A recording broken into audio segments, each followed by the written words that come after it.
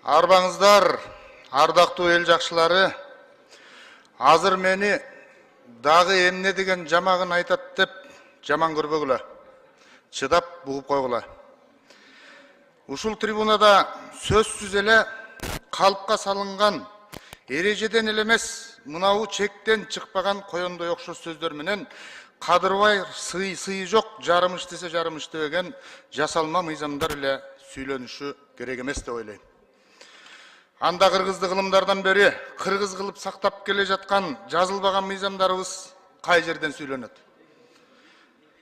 Салтыбызга сиңип, наркыбызга ширелген жазылбаган мыйзамдарыбыз эл арасында жашап, калк ичинде сүйлөнүп жаткандыгы үчүн мамлекетибиз жана дагы ушул улуу деп аталган трибунабыз бар да. Анда ушул трибунадан ошол салт, ошол нарк менен намыс сүйлөнө турчу мезгил келмек тургай өтө зарыл болуп тургандай. Урматтуу эл өкүлдөрү, ардактуу эл башчылары, кадырлуу кыргыз калкы, учурда мына биздин замандын кишилери көрбөгөндүн көргөнү курусун деген ураганга түшүп баратабыз. Болгон көйгөйүбүз көпүрө, жол, мектеп, бала бакча сыяктуу социалдык маселелер чегинен чыкпай калдык. Бүгүн болбосо эртең, эгер бул иштерди мамлекет болгондон кийин, бүгүн болбосо эртең жазалай берчү иштер эле го. Алдыда эң коркунучтуу нерсе бар. Ал мезгил алка жакадан алып турат, урматтуу депутаттар. Эгер ошол кырдаалга чындап кептеле турган болсок, курулган мектептердин кунары кетип, бала бакчалар бала мазарга айланып, калктуу конуштар карлар үйүнө, шаарыбыз шарапканага толуп, жолубузга жорулар, жайытыбызга жамандар конуп, эшиктен кирип төр меники дегендер өзүн өзү билип, өтүгүн төргө илип, жаманды коногу бийлегендей жерибизди басып, кенибизди касып кетсе, келечек бизди кечиреби? Кечирбейт. Ансыз деле куралсыз жүрүп жаткан идеологиялык жана маалымат согушуна туруштук бере албай, өз тилибизди өзүбүз өгөйлөп, өз салтыбызды чанып, уңгубузду унутуп баратканыбыз жалганбы? Кыргызча жашабай, кимдир бирөөлөрдү туурап, алардын тараткан вирусун табылгыс акыл катары кабыл алып, каныбызга сиңирип бараткандайбыз. Кимди туурап ким болгубуз келбесин, эч ким бизди бооруна тартып, боордош, дилине тартып, дилдеш кылбайт. Баары бир биз кыргыз бойдон эле калып, кыргыз бойдон эле өлөбүз. Азыр биз жетим жүгүрүктөй жүгүрүп, көрүнгөнгө таасирленип, жетеленмек тургай чүлүктөлүп, бир чымчым жемине жем сөбүздү толтуруп алып, толкундаган бойдон ээрчип баратабыз. Бирок кимди, каяка ээрчип баратканыбызды билбейбиз. Анын кесепетинен ата бабаларыбыздын колдонуп келген салты менен тарбиясынан айрылып бараткандайбыз. Кыргызча жашабай, кыйчалышкан заманда ажыдаардай арааны кең ааламдашуу деген агымдын шарданы менен шаркыраган боюнча агылып дагы, алынып дагы кетип бараткандайбыз, урматтуу туугандар. Жок, мындай эмес, жалган дей турган болсок, ошол биз көргөн кечээки кыргыз пейили кана. Айылда айран, сүт, каймак, кымыз, нан сатылганга таң калбай калдык. Азыр абийир, кадыр, урмат, сый, атак, даңк, конуш, добуш ал тургай адам өзү дагы арзан сатылып калды. Урматтуу кыргыз эли, бизге мынчалык эмне болду? Тарыхыбыздагы тайгак кечүү таштак жолдорубузду унуттукпу? Азып тозуп ачка калганда дагы ата бабаларыбыз ар намысы менен абийирин, салт санаасы менен каадасын, жерин, генин, элин саткан эмес да. Ал тургай азыр биздин жан дүйнөбүздү өрттөгөн жасалмалуулук дагы бет пардабызды сыйрып кетип баратат. Ал эми азыркы бардарчылык заманда кесирибиз башыбызга чыгып, дүйнөкор, зулум, ачкөз, жуукур, саткын эл болуп бараткандай көрүнүп атабыз. Эгер биз андай эл боло турган болсок, ата бабаларыбыздын арбагы бизди кечирбейт. Кыргызда Кудай урган оңолот, арба урган жоголот деген сөз бар. Урматтуу улуу журт, эне тилибиз, эгемен мамлекетибиз, мураска калган жерибиз, таберик калган өзөктүү салт санаа, үрп адаттарыбыз бүгүн курулай кыйкырыкка, жылаңач сүйүүгө, көкүрөк каккан жармаш патриотизмге муктаж эмес. Тескерисинче биз мунун баарын жайылтууга жана сактап калууга мукташпыз. Бүгүнкү заманда балага жомок айткан эне, жол көрсөткөн ата барбы? Эне менен баланын, бала менен атанын ортосундагы мамиле, диалог барбы? Жок кесе болуп калды. Балдарыбызды бала бакчага берүү да 8 саат баладан алыс болуунун амалына айланды. Эртең менен балдарыбызды бала бакчага алып барып киргизип, кайра 8 сааттан кийин балдарыбызды жетелеп чыгып, үйгө келип колуна телефон карматабыз. Ушунун экинчи өңүтү, кечирип коюңуздар, айрым ата-энелер, ушунун экинчи өңүтү, ушунун окшоштук жагы айылда малды дал ушинтип багабыз да. Эртең менен кесүүгө чыгарып, кечинде кесүүдөн тозуп алып, сүтүн саап, жемин берип корого киргизип коебуз. Эмне айырмасы бар?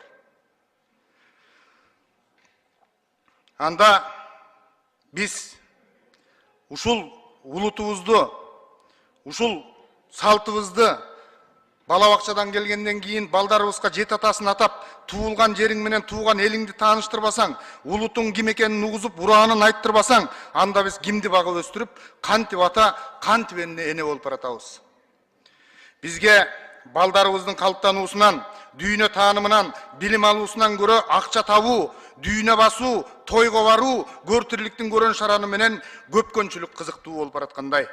Анысы аз келгенсип, үйдөн мээрим көрбөгөн балага тарбиячынын айрым тартиби жок тарбиячынын таягы ур токмогу менен ачуу кыйкырыгы балдарыбыздын көкөйүнө көк таштай тийип бүтмөй болду. Анан биз ошол жалтаң, мокок, ата-эне мээримине толук кандуу канбай калган, асмандан самолет учуп баратса, мени апама ала кетчи деген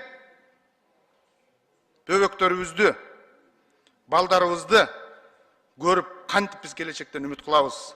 Балдарга болгон камкордугубуз, болгон жыргалыбыз, аларга берген байлыгыбыз, мээримибиз телефон болуп калды.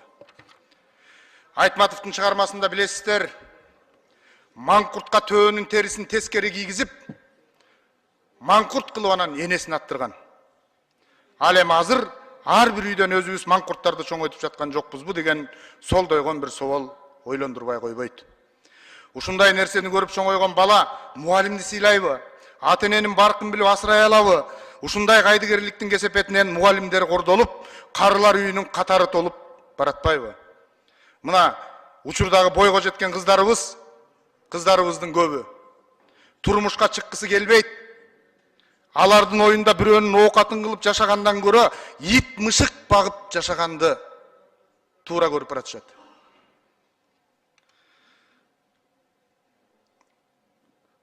Балдарыбызчы, алар дагы турмуш кургусу келбей, дүйнө кесип кеткиси келет.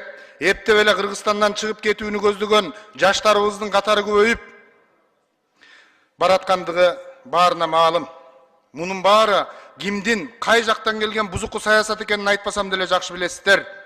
Мына ушинтип улут катары жок болуп кетүүгө жетпеш үчүн биз эмне кылышыбыз керек деген соолду койгубуз келет. Демек анда биз ашынган популисттикке шөкөттөлгөн саясий каармандарды эмес, урматтуу туугандар, бүгүнкү күндө илимдин, билимдин жана маданияттын каармандарын чыгарып, жаңы ысымдарды жаратып, көчөгө эмес, көңүлдөргө, акыл эске, жүрөктөргө төңкөрүш жасай турган учур келди. Мына кече эле ээрчишип кеткен кыргыз медицинасынын корифейлери Мамакеев менен Акрамовдун, илимдин гиганттары Ишеналы Арабаев менен Кусайын Карасаевдин, кыргыз кереметин жараткан Төлөмүш Океев менен Сүймөнкул Чокморовдун, дүйнөлүк адамзаттын ааламына айланган Чыңгыз Айтматов менен Касымбековдун, кыргыз киносунун жана кыргыз театрынын лидерлери Муратбек Рыскуловдун, Бакен Кыдыкееванын, кыргыз поэзиясынын чолпон жылдызы деген Осмонов, Турар, Жолон, Байдылда Мидиндин, Жыйырманчы кылымдын Гомер деген Саякбай Каралаев, Сагынбай Орозбаковдун, элдин эсинен чыкпаган Эстебестин, Ашыралынын сөзү куралып, көчү уланып кетиш керек эле да. Учурда улуттук идеологиябызды колго алабыз десек, биз интеллектуалдардын ысымын чыгарып, кечээкилердин оордун толуктоо зарыл, урматтуу туугандар. Антпесек куру жалак калып калабыз. Бирок аккан арыктан суу агат, Кыргызда ушул таланттын баары бар болгону көрүнбөй көмүскөдө жаткандыгы кейитет. Илимде дагы бар. Биздин өлкө башкалар менен экономикалык жактан ат салыша албаса дагы жок болуп кетпеш үчүн биз руханий жана идеологиялык жактан күчтүү болушубуз керек деп ойлойм. Мына бүгүнкү күндө Мирлан мырза, оюңузду жыйынтыктап алыңыз. бир жыйынтыктап алайын. Жок, жыйынтыктап алыңыз. Рахмат, урматтуу төрага. Мына бүгүнкү күндө мамлекеттик катчы деген институт дейбизби, кызмат дейбизби, иштеп атат да. Бирок ал кантип иштеп атат? Кантип иштеп атат? Жылаңач иштеп атат, урматтуу туугандар, урматтуу депутаттар. Жылаңач иштеп атат. Сүйүнтбек Касманбетов деген манасчынын баласы дың жерди бускан жалгыз сокодой соксоюп, жолу болгон жерге жомогун, ою орногон жерге омогун айтып кетип баратат. Жалгыз кетип баратат. Аны дагы кайсыл жерден чалынып, жыгылып, мүдүрүлүп кетет экен деп карап отургандар да барбыз.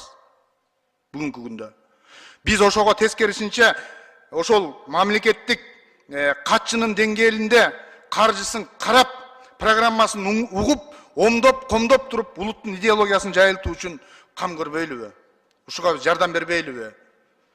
Урматтуу кыргыз журтум, барган сайын ушунчалык майдаланып бараткандайбыз.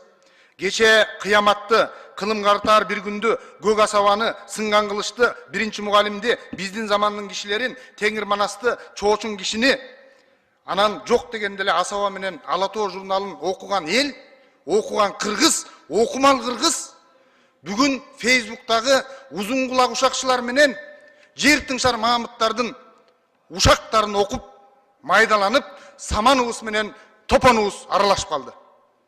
Кече Убукеевдин тайгак кечүүсүн, Океевдин Бакайдын жайытын, Кызыл Алмасын, Шамшиевдин ак кемесин, Доорунбек Садырбаевдин Акпаранын көз жашын, Махабат дастанын, Геннадий Базаровдун Саманчынын жолун тасмаларын көргөн кыргыз бүгүн аяш, братандар, карт бойдок, кудалар, жора гуля, движение кылыш керек деген сыяктуу комедияларды көрүп, ушундай тасмаларга күнүбүз түшүп калды, урматтуу туугандар. Эми урматтуу журт, ойлоно турчу дагы, ойгоно турчу дагы убак келди. Кулакты асып жүрүп укпагандан, көздөрдү ачып жүрүп уктагандан арылалы жана уялалы, урматтуу туугандар.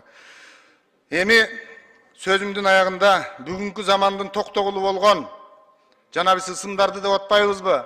Эл уулу Элмирбектин айткан сөздөрү менен жыйынтыктайын деп турам. Чындап эле чоң үйлөр салынган сайын чоң үй бүлөлөр жоголуп баратат.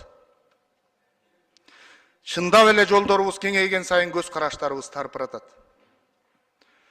Медицина өнүккөн сайын ден соолугубуз начарлап баратат. Юмор көп, бирок күлүп жүргөн адам аз. Дааватчылар, молдокелер көбөйдү, бирок адепсиздик андан көбөйүп, ыйман менен пейил кетип атат. Унааларыбыз тез жүрөт, бирок туугандарыбызга такыр жетпес болдук. Көп сүйлөйбүз, бирок түшүндүрө албайбыз. Урматтуу кыргыз эли, урматтуу эл башчылары, эл жакшылары, мен дагы көп сүйлөп, бирок түшүндүрө албай калган болсом, кечирип койгула. Рахмат. Рахмат.